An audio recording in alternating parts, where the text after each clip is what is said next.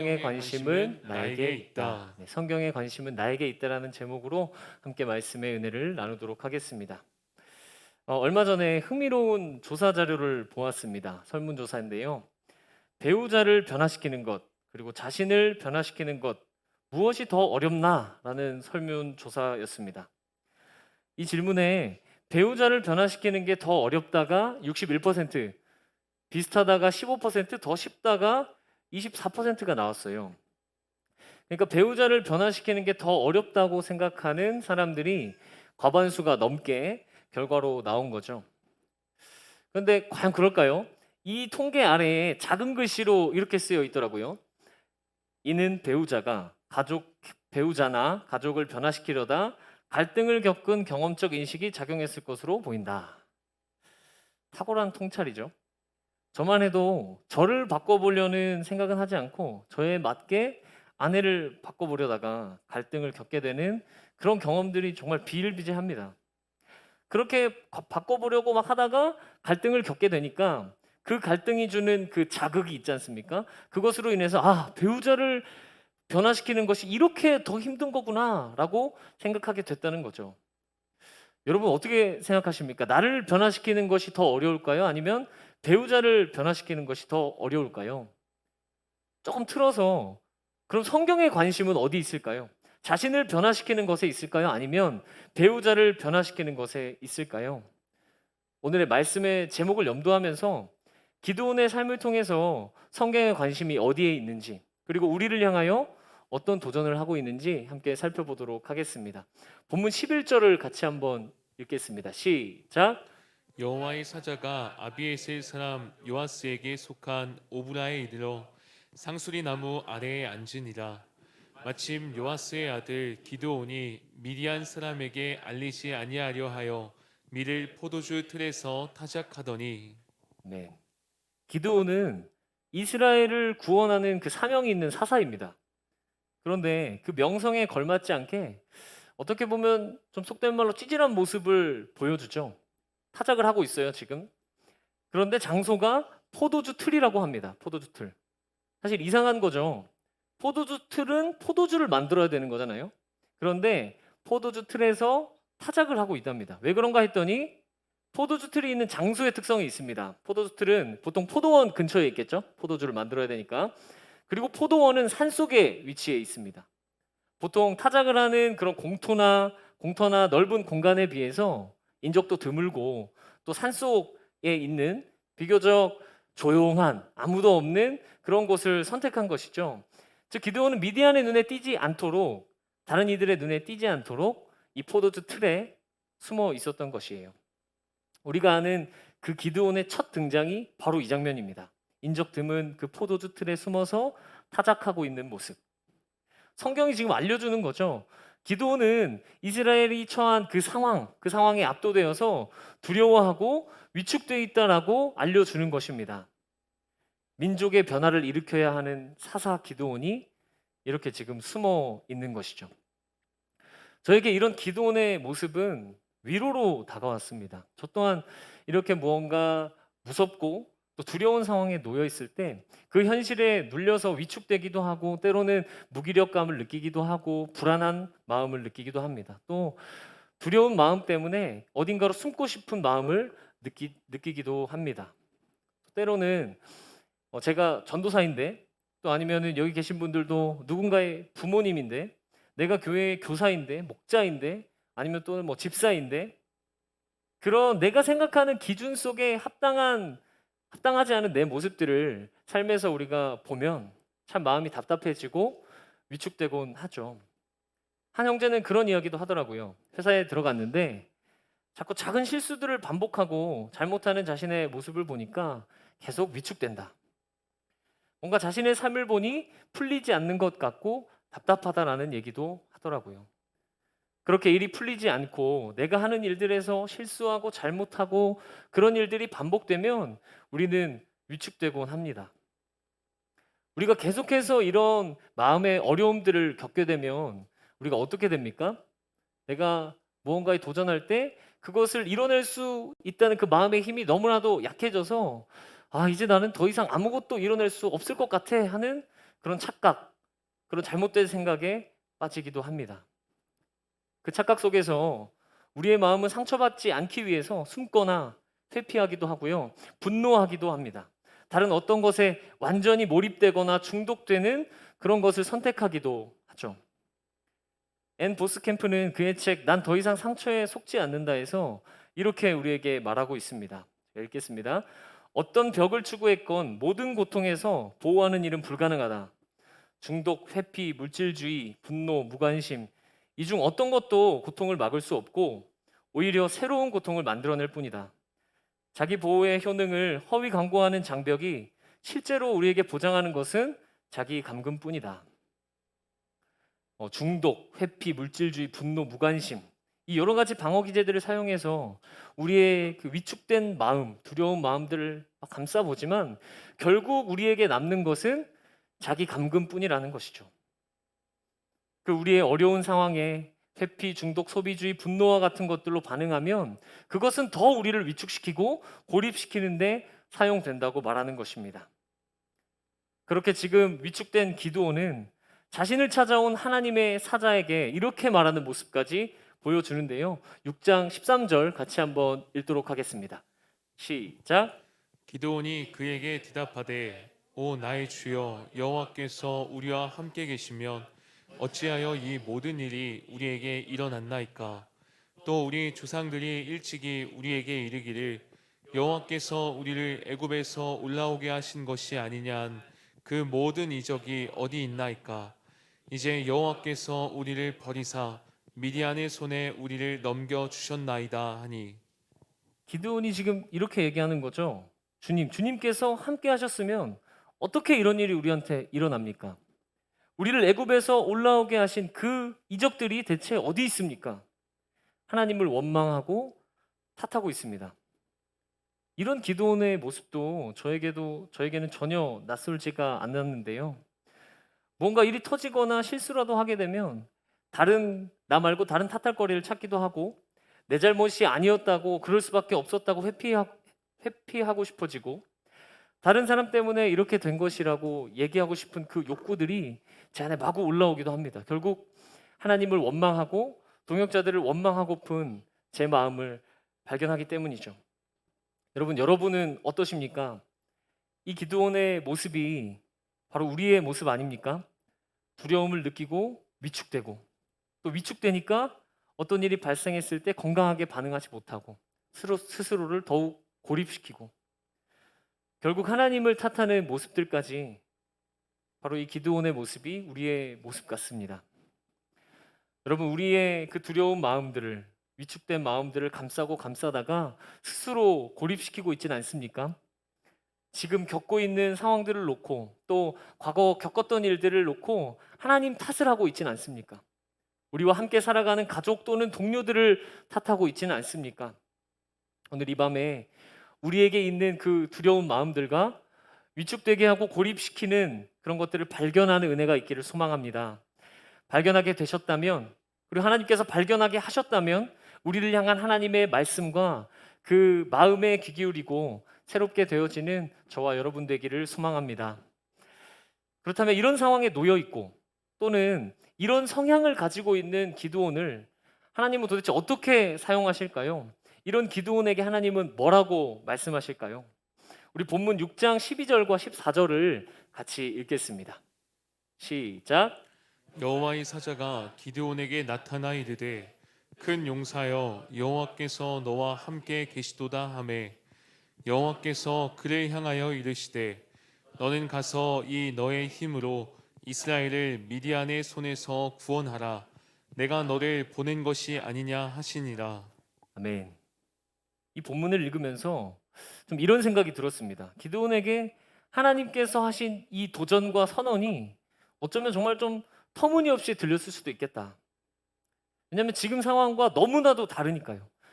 기드온이 이렇게 하나님께 말했을 수도 있을 것 같아요. 하나님, 제가 좀 좋아지면 그 말씀 좀 생각해 보겠습니다.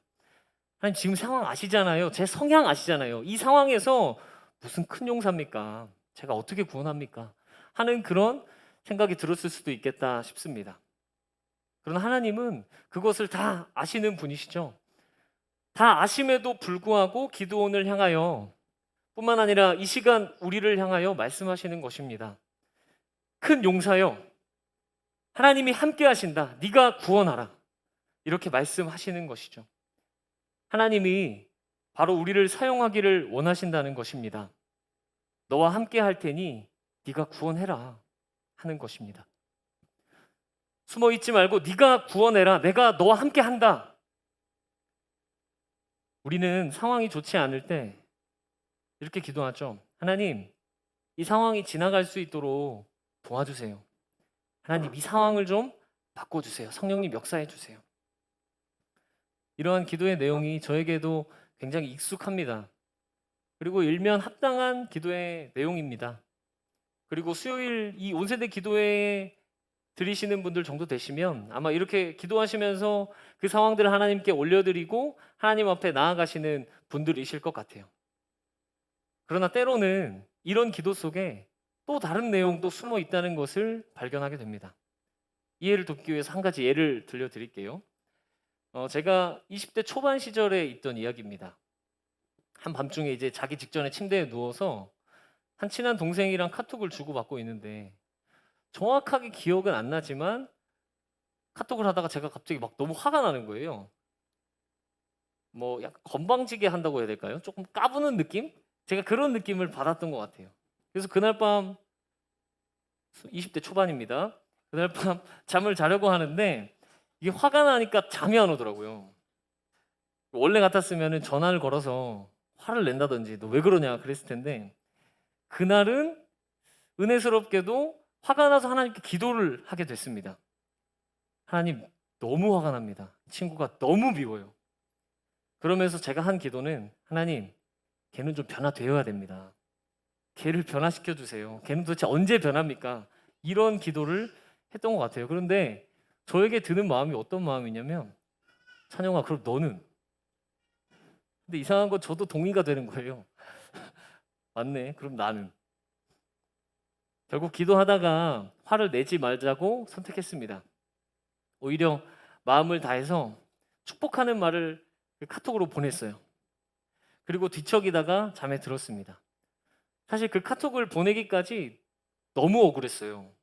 내가 왜 이런 톡을 보내야 되지 하는 그런 마음이 막 드는 거예요. 그렇지만 주신 마음이니까 순종해보자 하는 마음으로 그렇게 행동했고 결과적으로는 그 동생이랑 화평을 이뤄갈 수 있었습니다. 그리고 그 이후에 그때 내 마음이 참 과했구나 하는 것도 하나님 앞에서 인정하게 되더라고요. 여러분, 제가 방금 나눈 것처럼 우리는 상황을 바꿔달라고 기도하고 상대방을 바꿔달라고 기도합니다. 그럼 어떤 결말을 바라면서 기도하게 되죠? 건방지게 행동하는 그 동생과의 관계를 위해 기도하고 그렇게 기도하면 다음날 딱 일어났는데 상대방이 나에게 미안하다고 막 말하고 내 억울한 마음을 알아주고 속 시원하게 되는 것, 뭐 그런 것들을 기대하죠. 또 우리 부모님들, 저도 곧 겪겠지만 우리 부모님들 아이들을 위한 기도하시지 않습니까? 아이들을 위해 기도했더니 이 아이들이 갑자기 막 새로미가 의자에 엉덩이를 딱 붙이고 움직이지 않고 소리도 내지 않고 말씀에 아멘 아멘 큰 소리를 외치면서 그리고 막 말씀을 삶으로 살아내기 위해 몸부림치는 그런 아이들이 되었으면 합니다. 그렇죠? 그런데 현실은 저도 제가 유아유치 아이들을 위해 열심히 기도해요. 그래서 하나님을 사랑하는 아이들로 자라게 해주세요. 그렇게 기도하고 예배 때 설교를 딱 하면 아이들이 집중을 하고 전사님 너무너무 재밌어요. 말씀 더 해주세요. 더요. 찬양 더 해주세요. 막 그랬으면 좋겠는데 꼭 그렇지만은 않죠. 얼마 전에 한 자매한테 이런 얘기를 들었습니다. 지인의 아이를 데리고 유아유치 예배를 드리셨는데 짧은 소감을 말하셨다고 하더라고요. 전사님 진짜 애쓰신다. 예, 계속 애써야 될 것 같습니다. 여러분 발견하셨습니까? 우리의 그 어려운 상황들을 향해서 이곳을 바꿔주세요. 하나님의 방법으로 바꿔주세요. 상황을 바꿔주세요. 사람을 변화시켜주세요 하는 그 기도 뒤에 숨어있는 우리의 마음이요.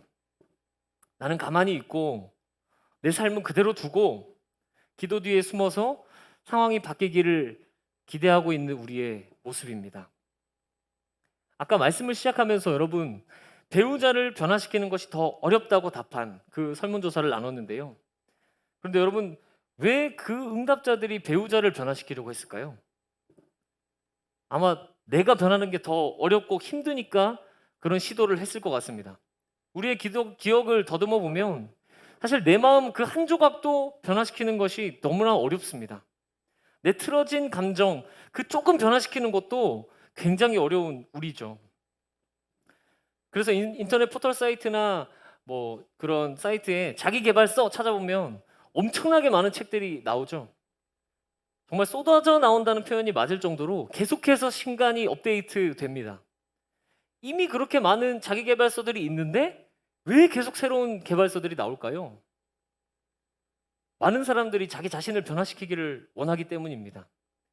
그게 읽어보면 좋아요. 근데 읽고 뜻대로 변화되진 않으니까 계속해서 다른 자기계발서 찾고 또 새로운 거 찾고, 그만큼 나를 바꾸는 것은 정말 너무나도 어렵습니다. 그래서 우리는 상황이 바뀌기를 계속해서 기도하는 것 같습니다. 그 상황 속에서 내가 변화될 생각은 접어놓고 하나님 상황을 좀 변화되게 해주세요. 요청하면서 그렇게 되지 않았을 때 하나님 탓을 하는 거죠. 그러나 여러분, 상황이 바뀌기를 원하는 우리에게, 또 상대방이 바뀌기를 원하는 우리에게 말씀하시는 그 하나님의 선언은 바로 큰 용사여 내가 너와 함께 하겠다, 네가 구원하라, 그런 하나님의 말씀입니다. 성경의 첫 번째 관심은 바로 내가 변화되는 것이었던 것이죠. 겁쟁이의 하나님 탓, 상황 탓하는 그 기드온을 하나님은 부르셔서 도전하십니다. 네가 변화되라. 여러분, 상황을 변화시켜 달라고 기도하면서 그 뒤에 숨어 계시진 않으셨습니까? 또 우리를 둘러싼 그 환경과 상황을 바꾸려고만 하진 않으셨습니까? 이 시간 우리에게 말씀하시는 그 하나님의 말씀에 집중하며 아멘 주님, 제가 변화되기를 원합니다. 제가 하나님의 큰 용사가 되기를 원합니다. 나를 변화시켜 주시옵소서. 우리의 기도가 그렇게 변화되기를 소망합니다. 그리하여 하나님의 도전에 반응하고 몸부림치는 우리 더세움 되기를 소망합니다. 자, 이제 하나님의 도전이 이 기드온에게 들렸습니다. 그리고 기드온은 어떻게 반응할까요? 우리 본문 6장 15절을 함께 읽겠습니다. 시작.